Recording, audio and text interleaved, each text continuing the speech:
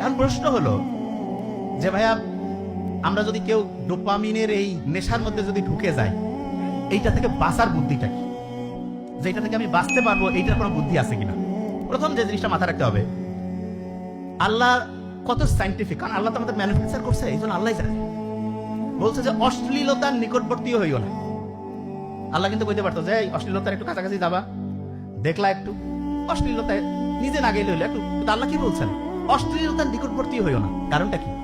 কারণ আল্লাহ জানে যে অশ্লীলতার নিকটে আমরা যখন যাই, একবার যদি ওই হাই ডোপামিন ক্ষরণের কাজের মধ্যে আমরা ঢুকে পড়ি, তারপরে মনে হবে ঠিক আছে এইবারে লাস্ট, তারপরে আরেকবার, তারপর মনে হবে আরেকবার, প্রত্যেকবারে মনে হয় আরেকবার। এই আরেকবারটা শেষবার হয় না, আরেকবার করতে করতে দেখা যায় জীবন বরবাদ হয়ে যায়। তাহলে এখন প্রশ্ন যে ভাইয়া ঠিক আছে, আল্লাহর এই নিয়ম তো খুবই অসাধারণ, তা ধরা যাক যে কোনো কারণে কেউ ভুল করেই ফেলছে, তাহলে তওবার ব্যবস্থা যেহেতু আছে, আমাদের ক্ষেত্রে এইটার ক্ষেত্রে তওবার ব্যবস্থা আছে কিনা? আছে। খুব অসাধারণ। বিজ্ঞানীরা এখন দেখতেছে যারা কোনো ড্রাগ থেকে শুরু করে যে কোনো জিনিসে নেশায় আসক্ত, ড্রাগ মানে তো বুঝছি যেটা আমরা অ্যালকোহল, তারপরে হিরোইন, নিকোটিন, সিগারেট, এটাও ড্রাগ।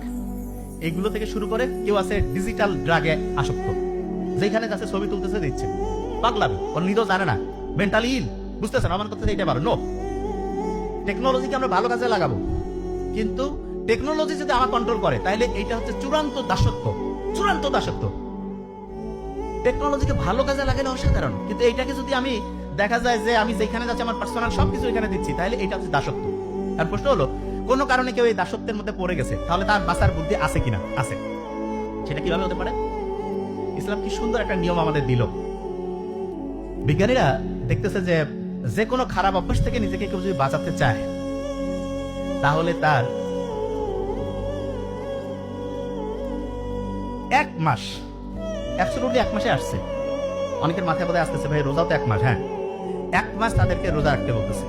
আচ্ছা, অনেকে বুঝতেছে না যে ভাই রোজা রাখবো মানে ঠিক জিনিসটা বুঝি না। রোজার দিন আমরা কি করি? সকাল একদম সূর্যাস্ত থেকে, সুবে সাদিক থেকে একদম সূর্য উদয় হওয়া পর্যন্ত স্বাভাবিক কাজকর্ম থেকে একদম নিজেকে বিরত রাখলাম, খাবো না, কিছু করবো না, ঠিক না? ঠিক তেমনি করে একদম ফজর থেকে শুরু করে, সুবে সাদিক থেকে শুরু করে একদম ধরা যাক সন্ধ্যা পর্যন্ত কোন রকমের ডিজিটাল ডিভাইস, কোন রকমের হচ্ছে ড্রাগ, যেটাতে আমার প্রবলেম, এইটার সাথে আমি যুক্তই হব না, যুক্তই হব না। আর অনেকের মাথায় আসছে যে ভাই ঠিক আছে, এটা কোনো ব্যাপার না, সন্ধ্যার পরে তাইলে তো হবে।